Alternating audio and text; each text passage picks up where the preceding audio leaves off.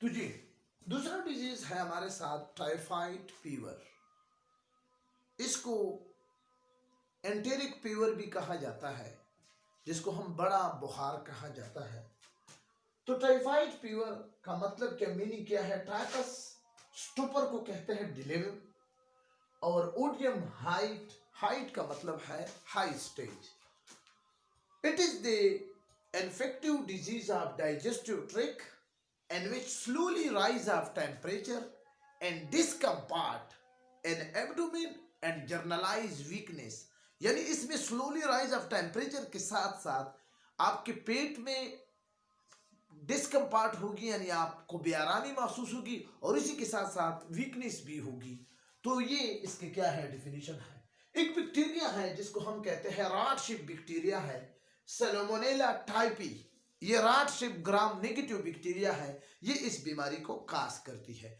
इस बीमारी की इंक्यूबेशन पीरियड 10 दिन से लेकर 14 दिन तक है, जबकि ट्रांसमिशन में, इसकी ट्रांसमिशन में 5F है, 5F इसको भी कहा जाता है, 5F जी।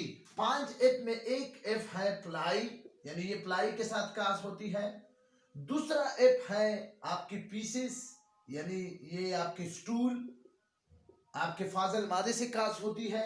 तीसरा एफ है फिंगर, यानी अगर आपके फिंगर कंटामिनेट हो, गंदे हो, तो इससे फैल सकती है। चौथा एफ आपके साथ क्या है, चौथा एफ पोमेट। पोमेट का मतलब है कि इसमें फ्लाइज, मॉस्किटो और इसके साथ एंट, अंट, ठीक है ना। और क्या है जी, और पांचवा एफ इसमें है फूड, एफ फॉर फूड, ये फूड कंटामिनेटेड। ये इसको 5F वाली बीमारी भी कहा जाती है। तो ये इसकी इंटरेस्टिंग चीज है। 5F, एक से फ्लाई, फीसेस, फिंगर कंटामिनेटेड, पोमेट्स, पोमेट्स में फ्लाइज, मॉस्किटो और एंट, और फूड कंटामिनेटेड। इसके अलावा इसकी ट्रांसमिशन में कंटामिनेटेड वाटर से भी हो सकती है, कंटामिनेटेड मिल्क से भी हो सकती है। तो ये सारी चीजें हैं। Sign and symptom, typhoid fever की क्या क्या अलामतें हैं? तो जी टाइफाइड फीवर में सबसे पहली अलामत क्या है कि इसमें हेडेक होगी, हेड एच, यानी आपके सर में दर्द होगा। दूसरा क्या, बॉडी पेन होगी, यानी बॉडी में आपको क्या होगा, दर्द महसूस होंगे। तीसरा आपका क्या है, slow rise of temperature day by day, दिन ब दिन आपका टेम्परेचर बढ़ेगा।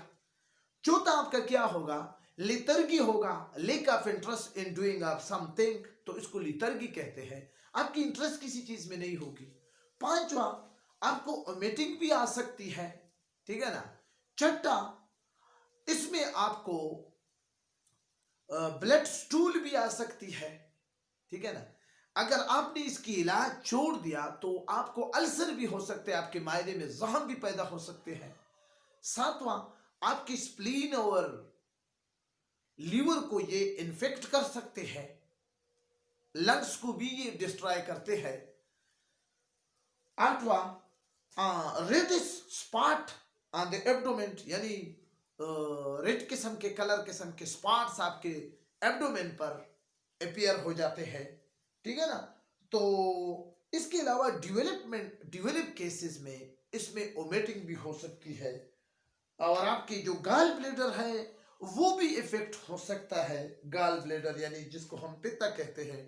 इसके अलावा लॉस ऑफ एपेटाइट, आपको भूख का न लगना, ये भी इस बीमारी का क्या है, अलामत है। और इसके अलावा वीकनेस भी इसकी बीमारी के अलामतों में शामिल है। ट्रीटमेंट, अगर आपको बीमारी है, टेम्परेचर बढ़ रहा है, तो आपको एंटीपायरेटिक ड्रग दिया जाता है।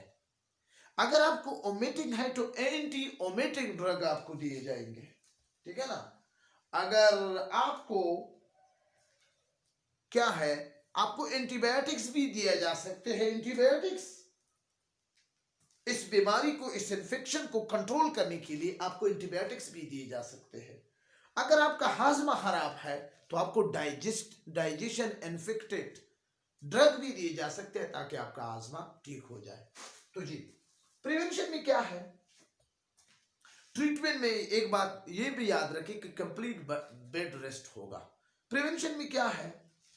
प्रिवेंशन में सबसे पहली प्रिवेंशन ये है कि पर्सनल और environmental hygienic condition should be maintain, ठीक है ना। Do not use infected food, infected water, infected milk, ये सारी चीजें आपने इस्तेमाल नहीं करनी है। Proper washing your hand after attend the bathroom या टॉयलेट, ठीक है। और इसके अलावा proper disposal of infected faeces, आपके जो फुजलात है उनको आप प्रॉपर तरीके से क्या करें, उनको आप प्रॉपरली डिस्पोज कर ले ताकि आपको बीमारी न लग जाए।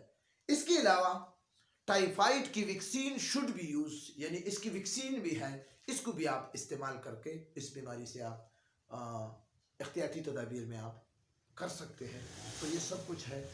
आई थिंक यहाँ तक टाइफाइड फीवर काफ़ी है। इंशाल्लाह नेक्स्ट मैं आपके लिए टीवी पर लेक्चर लाने की कोशिश करूँगा, तो जाना नहीं है। Thank you for watching my video. खुदा हाफिज़।